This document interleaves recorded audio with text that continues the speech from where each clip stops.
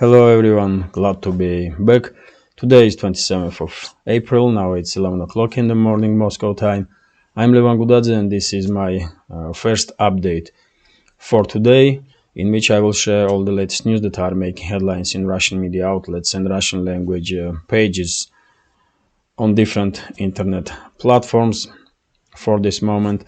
Second update will be a little bit later in afternoon on my Patreon page, and I will be happy if you will consider to subscribe on my Patreon. You will see links under this video in the description box. That's been said, let's talk about news now, and I will start with Ukrainian special military operation.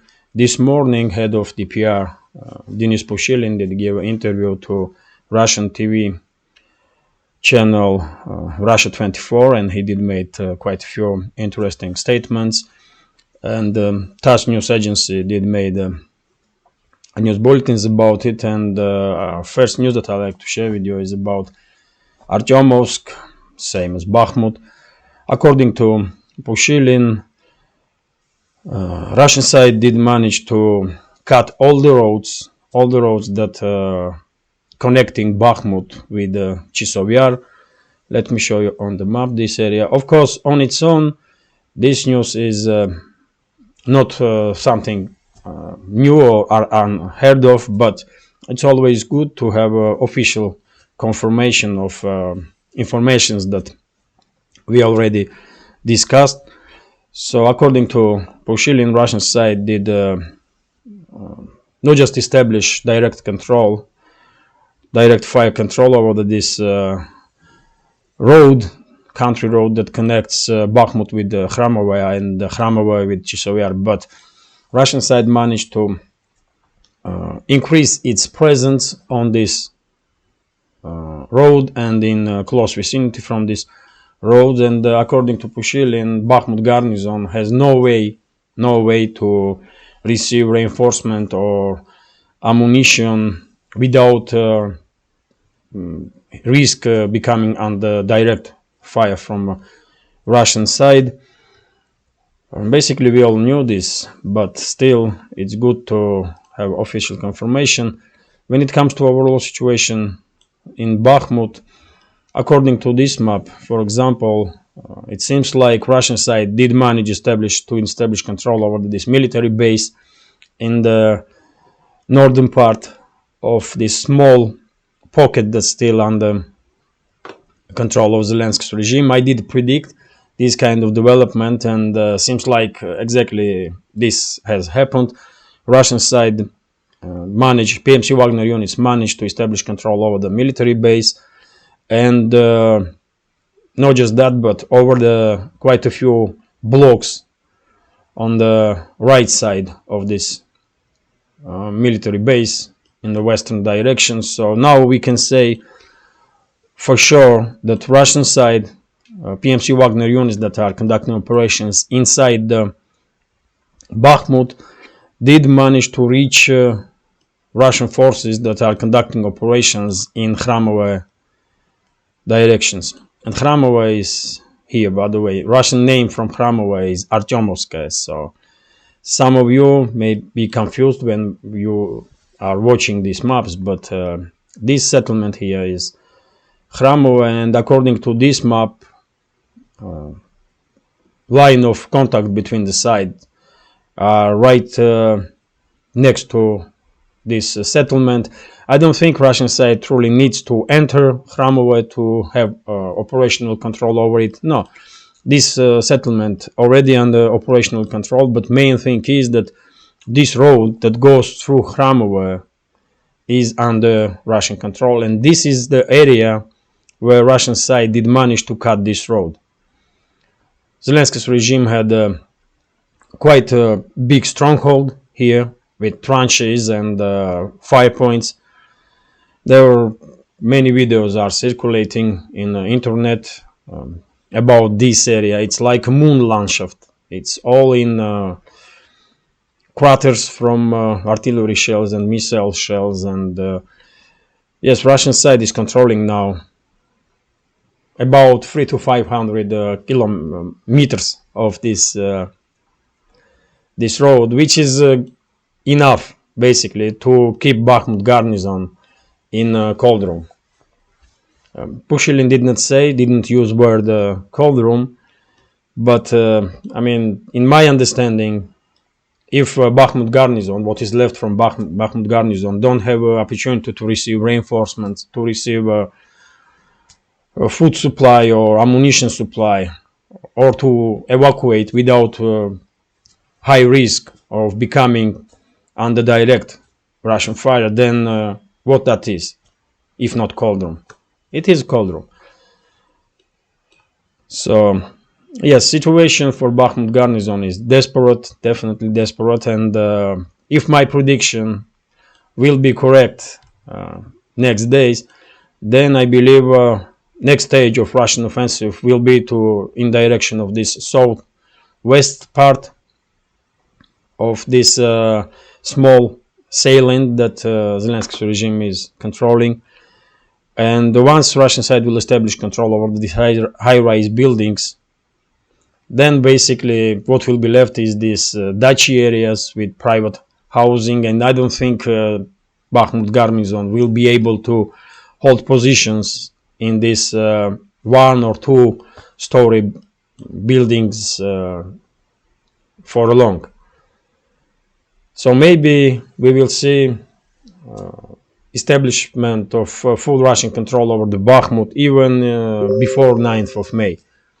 Yes, there are some reports that Zelensky demanding from militaries to hold on for Bakhmut at least before 9th of May. But it's gonna be very difficult. It's gonna be very difficult for Zelensky's regime for militaries that are still loyal to Zelensky to keep to hold on to their positions in Bakhmut. It's almost impossible task, really, at this stage. Let's continue, and next news is also from Pushilin.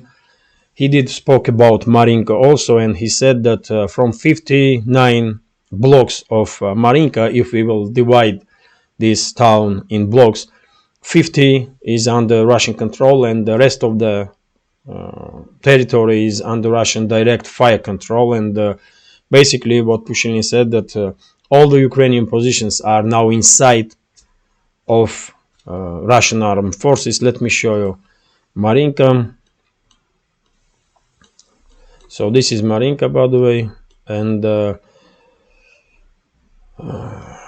as you can see, most of the town is under Russian control, but this small area is here is under control of Ukrainian forces.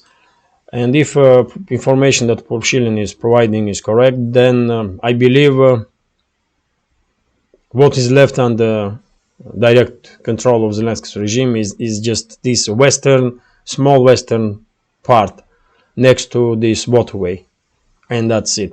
This industrial zone is under Russian control for a long time now, but this pro-Ukrainian map is not really acknowledging this for some strange, not strange, but for some reasons. So yes, when it comes to overall situation on the front line, it's this pro-Ukrainian map is not updated yet, but what we learned during the previous 24 hours is that they are mainly artillery duels in Zaporozhye and Kherson regions. Russian side destroy all the units that Zelensky's regime did send to cross Dnipro River.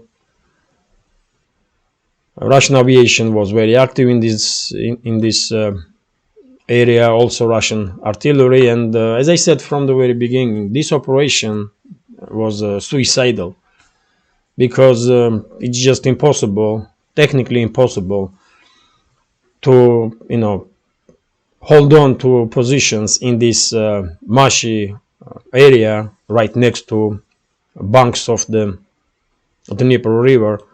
And it's open terrain, mainly it's open terrain, and Ukrainian units that they try to cross Dnieper River, and some of them did, they become easy target for Russian artillery and Russian aviation. So it was a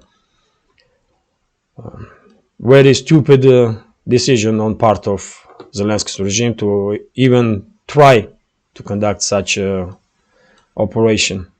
But yet again, because we are talking about Zelensky and his henchmen, they don't care about lives of Ukrainian soldiers or Ukrainian civilians. So I believe in coming days, in terms of preparation, announced counteroffensive, Zelensky's regime will become much more active, not just in direction of Kherson region, but also in direction of Zaporozhye region. And we had reports that Russian side did conduct some large-scale strikes in Orekhovo region against large formations of Ukrainian armed forces and warehouses when they were storing some military equipment and fuel and ammunition.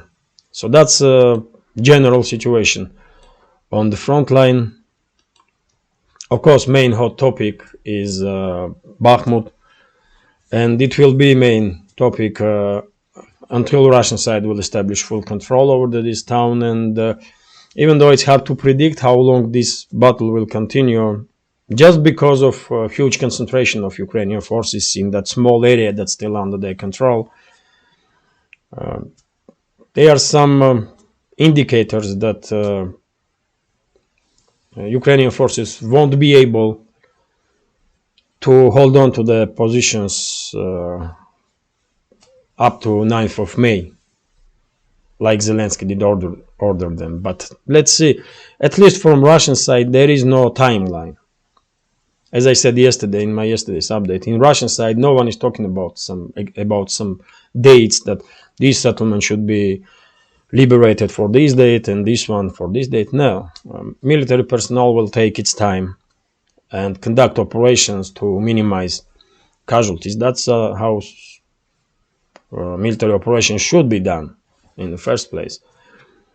So let's continue. This is also TASS News Agency's report about Pushilin's statements, and according to Pushilin, Zelensky's regime did conduct, or try at least to conduct, some local scale counteroffensive operations in Ugledar direction, but Russian side did repeal all the attempts from Ukrainian side to move forward, and not just repeal Ukrainian counteroffensives, but Russian side on its own did manage to conduct some offensive operations and establish new positions in direction of Ugledar. This is Ugledar, by the way, and of course this pro-Ukrainian map will not acknowledge any Russian success, at least for the next few days, but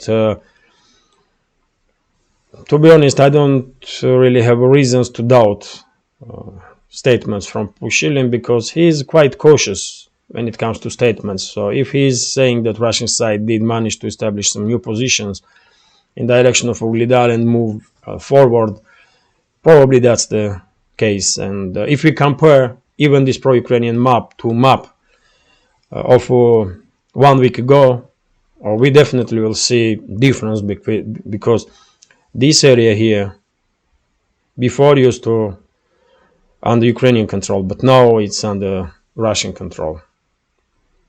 But I believe forward units of Russian side are controlling this Dachi area much more than this map is showcasing, and this part here is also under Russian control, as I understand. So let's continue with some other news, and this is very interesting report. This is very important report, because according to Russian media outlets and Russian officials, Russian armed forces did manage to destroy 4 S-300 launchers and 1 Gepard anti-aircraft self-repair system in Kherson direction. So this is big news, definitely, because S-300 is the best air defense system that Zelensky's regime has, and if they lost 4 launchers, that's a big deal, because as you know, even Western media outlets did write that Kiev has significant problems when it comes to missiles for S-300 air defense systems, and I believe if 4 launchers were destroyed, probably some missiles were also destroyed in those launchers. And when it comes to Gepard, I did share on my Telegram channel just a few minutes ago this information. That's German-made Gepard, self-propelled anti-aircraft gun that was destroyed, and this frame was made seconds before Russian Lancet kamikaze drone did hit this system. And by the way, all the launchers of F-300 was also destroyed by Lancet kamikaze drones. So these drones are truly becoming some kind of game changer when it comes to this conflict, because almost on daily basis I do share many videos with these kamikaze drones. They are basically mainly hunting on air defense systems of Zelensky's regime, but they are also targeting artillery pieces. They are targeting even heavy military equipment periodically, and they are truly one of the most successful weapons that Russian side did use during this military campaign. And that's for sure. And I believe after this conflict will end, this military equipment, Lancet drones in various various models of Lancet drones will be selling as a hotcakes on weapons market, because I believe there will be huge demand on these systems in the world, because they truly show themselves as a very capable system. So let's continue. This is RIA Novosti's report, according to which I believe Zelensky's regime did conduct once again terrorist attack in Melitopol, and during this attack 1 policeman were killed and 1 policeman were wounded. How are you gonna comment these actions, man? I said many times before, Zelensky and his henchmen and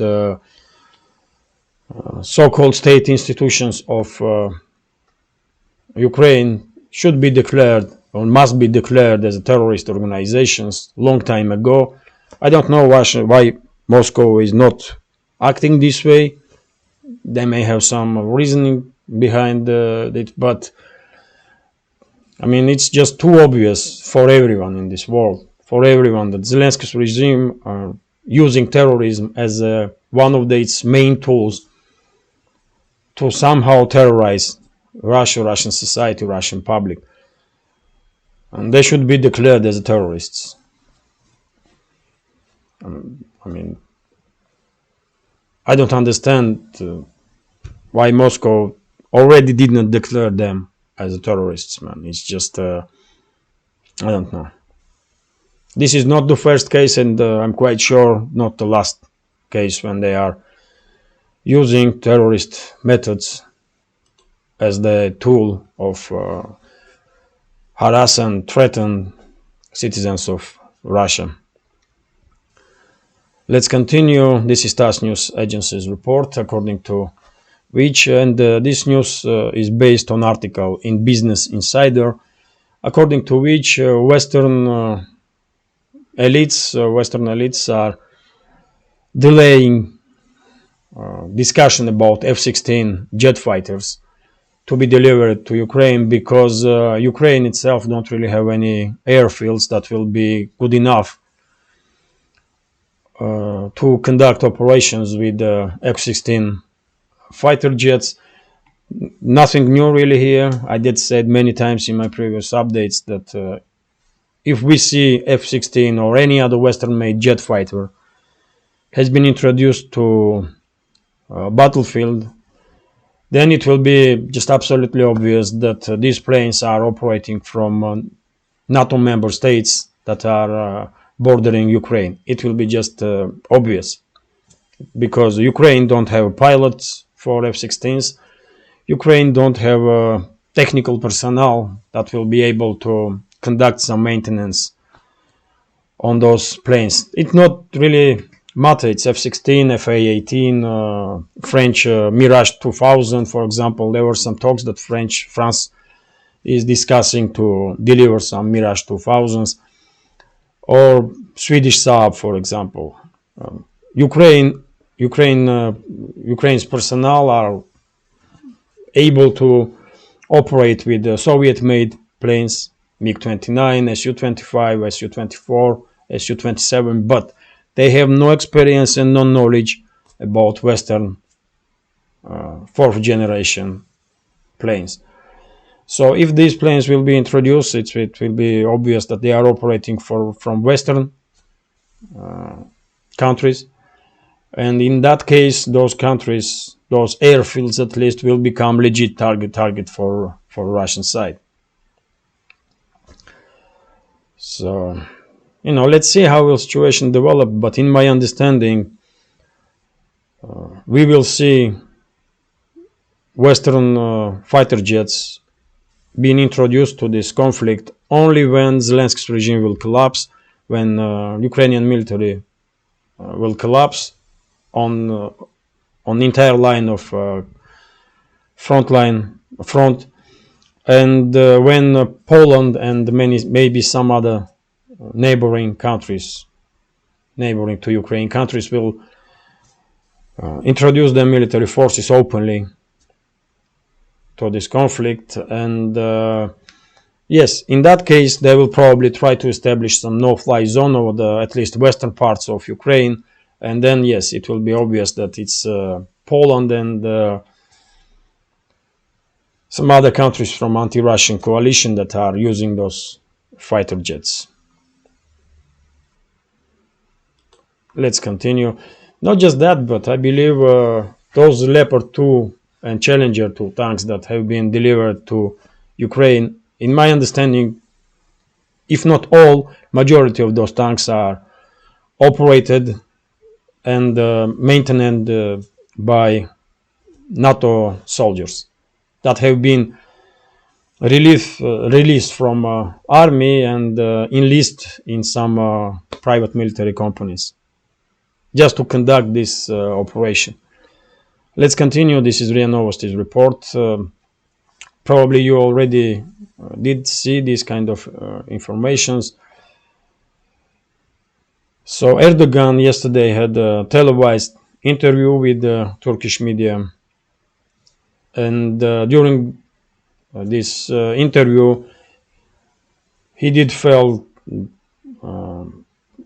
bad. He had some medical conditions. Turkish side, this official side, is saying that he got flu. He ended up in hospital basically, and his close family members were called to hospital. And when I see this information, I was thinking, first thing that came to my mind was, did they poison him? Did CIA poison Erdogan, or what the heck? Something very unusual had happened. And for now, we don't really have a real understanding of what happened, but according to some reports, Erdogan had a heart attack, and his conditions were very severe. And yes, during the day today, we will probably definitely learn some more about this topic. And in my second update for Patreon, I will share all the latest news. But quite strange story. Let's be honest, though, because probably many of you also did think that maybe he was poisoned, because we all know in May there will be presidential elections in Turkey, and the Western elites are basically openly against Erdogan. There are some rumors and some reports on different media platforms that US may even try to conduct some regime change in Turkey using this election, presidential election, as a start point of destabilization of Turkey, starting point. And yes, if we take into account all these news and rumors and informations about situation in Turkey, I mean, it's quite logical if you think that maybe Western secret services, primarily U.S. secret services, because they have rich history of taking out leaders of other countries. Maybe they did poison Erdogan. Who knows? But for now, of course, we don't have official information, and all we know is that he had some flu. That's the official position of Turkey for this moment. So, and by the way, I will. Okay. Let me continue. In yesterday's second update, I did share quite a few informations. I just forget about it to share some of them in morning in this update. Also, I just remember that Prigozhin did make statement, head of Russian PMC Wagner, and he said that he was asked about counteroffensive of Zelensky's regime that everyone is talking about, and he said that at least before 2nd of May, weather in Ukraine, especially in central and eastern parts, will be quite bad. It's raining almost constantly, so there will be no counteroffensive before 2nd of May, that's for sure. And then he said that after 2nd of May, weather, according to some weather forecast, will improve little bit, and it will take at least a week for ground to become more or less usable for heavy military equipment, and possibly after a week Zelensky's regime will conduct its or begun its counteroffensive, if they will even try to do so. So, that's why Prigozhin said that maybe Zelensky's regime will start this counteroffensive on the 9th of May. Maybe just to, somehow influence in a negative way on celebration of Victory Day in Russia. But to be honest, of course, Prigozhin has much more information that I do, but in my understanding, to conduct, to try to influence somehow Russian celebration of Victory Day, then Zelensky's regime had to conduct its offensive on 7th, 6th, 7th, 8th, or 8th of May, before they will be unknown for sure how situation will develop. Because on first stages of large-scale counteroffensive, Zelensky's regime will probably achieve some local-scale success in few directions. But eventually, after, let's say, 5-10 days, of course, Russian side will repeal all the offensives from opposite side, and maybe Russian side will on its own conduct offensive operations. So that's why I was thinking, if Zelensky wants to somehow,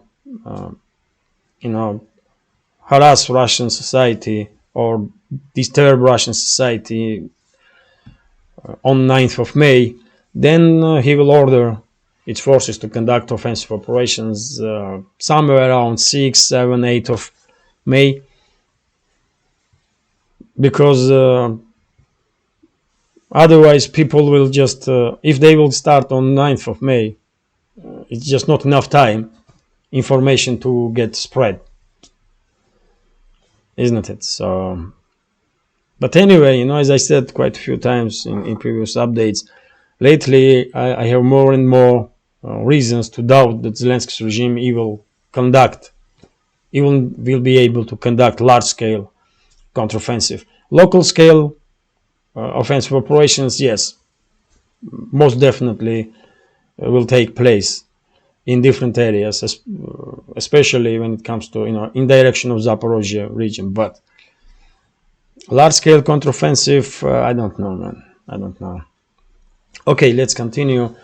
This is RIA Novosti's report about statement that former Fox News anchor Tucker Carlson made. This is his first statement after he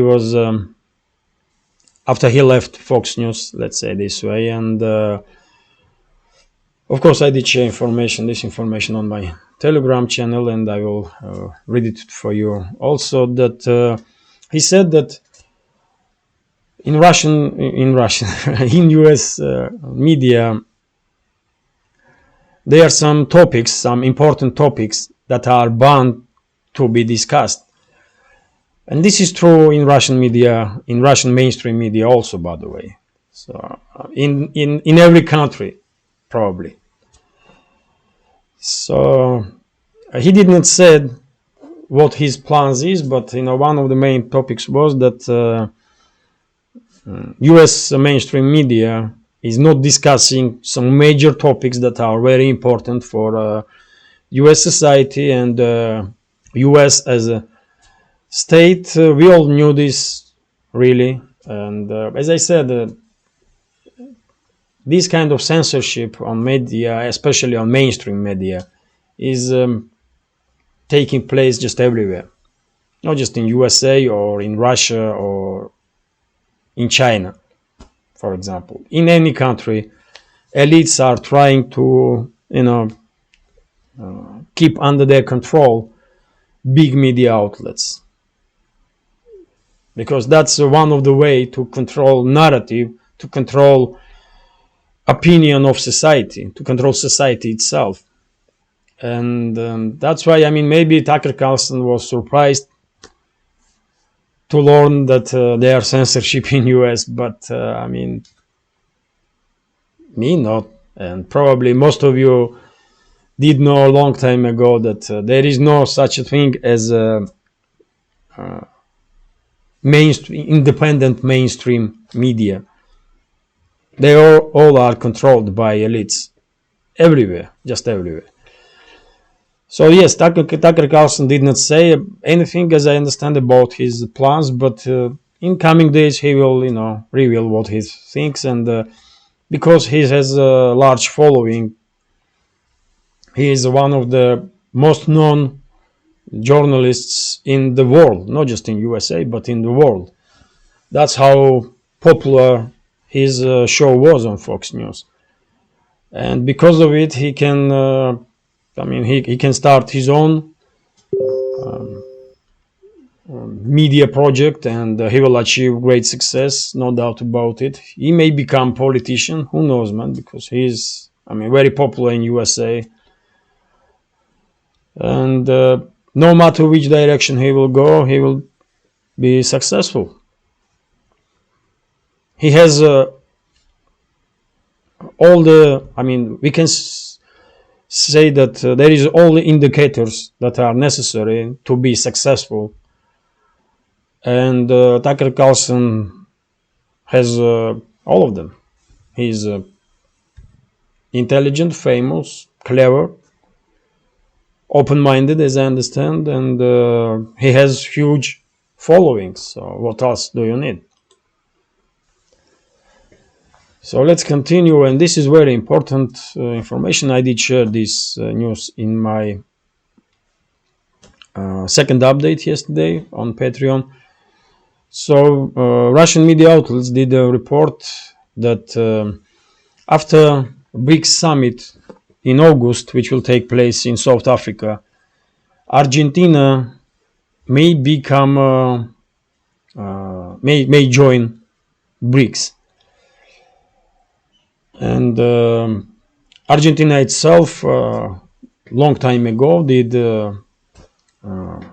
highlight its positions that they are interesting to have some relationships with BRICS, and as I understand, there were some negotiations, and according to Russian side, all the member states of BRICS did already made up basically their mind. No one is against Argentina to become a part of BRICS, and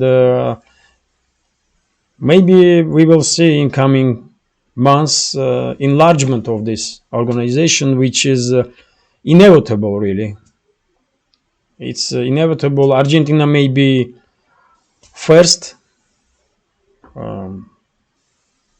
now, but many other countries will follow suit, because we know that some countries, some major countries in Middle East are showing interest towards this organization. In Indo-Pacific region, in Africa.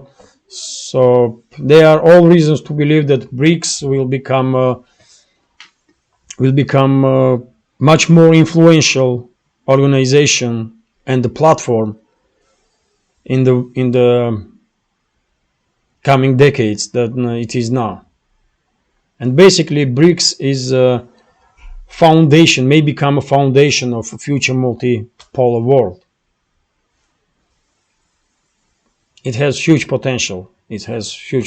So yes, it will be great. I mean, if Argentina will become part of BRICS after summit in South Africa, it will be, great, really.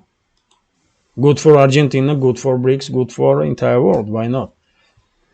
Let's continue a few more news, mainly about economy. And this is RT's report, according to which China is shifting away from dollar in cross-border transactions. Yes, topic of de-dollarization is, it's very popular in media, and will be very popular, because this trend, as I said before, unstoppable at this stage. And we have some numbers here. So cross-border payments and in yuan surge from cross-border payments and receipts in yuan surged from 434.5 billion in February to a record 549.9 billion in March, according to calculations by the outlet Reuters. That's Reuters numbers. Reuters news agency did publish article about this topic. So just imagine, man,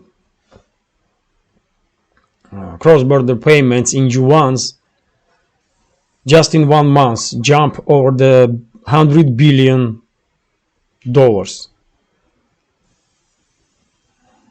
And this will continue. Chinese currency was used in 48.4% of all cross-border transactions, reflecting a trend of shifting away from the dollar, as well as Beijing's efforts to promote the use of the yuan. The share of the greenback in China's international settlement dropped from 48.6 in February to 46.7 last month. Greenback is what? Dollar? Probably that's name for dollar. Okay. So yes, this trend is, unstoppable at this stage, and all this stuff is done by Biden administration. They seems like especially did harm US and US interests, because it's hard to believe that they are Biden's administration. Do they really are so stupid that they don't know what they are doing, and they don't realize how much damage they are generating on US. I mean, I don't know. Let's continue. This is RT's news agency's report, also not news agency, but RT's media outlet. So Argentina drops dollar in trade with China.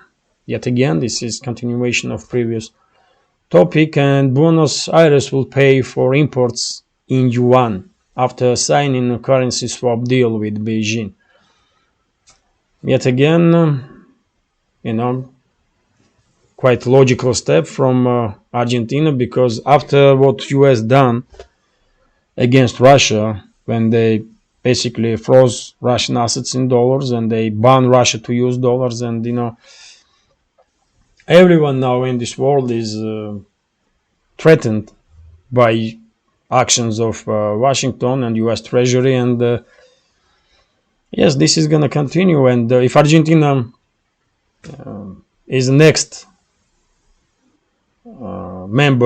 possible member of BRICS, then this step from government of this country is even more logical to use Chinese yuan in trade and shift from and stay away from dollar, basically.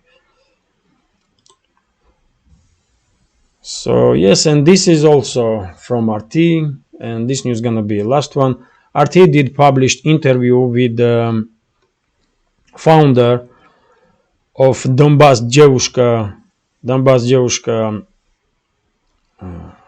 channel on Telegram. I do share quite often some posts from Donbass Devushka on my Telegram channel, and I did just recently learn that this channel was founded by former US military personnel Sarah Bills, and yes, she did give an interview to RT, so you may find it interesting. I will share on my Telegram channel also this interview, and she will explain her position and her stand when it comes to not just conflict in Ukraine, but in general when it comes to media and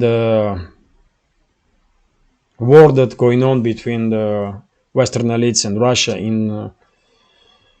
for hearts and minds of people through media, basically through media outlets. So yes, I recommend you to read this interview. I will share on my Telegram channel, and yes, this is it for now.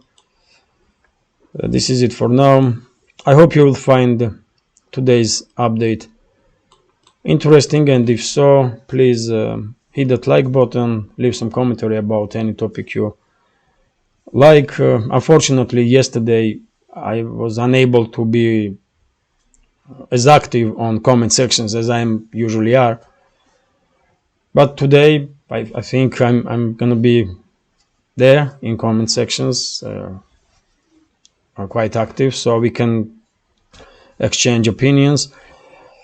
So yes, you can comment about any topic you like, and if you can, please share links to my videos or my channel with your friends on Facebook, Twitter, Telegram, or any other platform that you are active on. It will greatly increase my chances to reach wider audience. And finally, if you think this channel is interesting, useful, and deserves to exist, please consider to support with small donations through PayPal, Buy Me Coffee, or by subscribing to my Patreon page. You will see links under this video in the description box.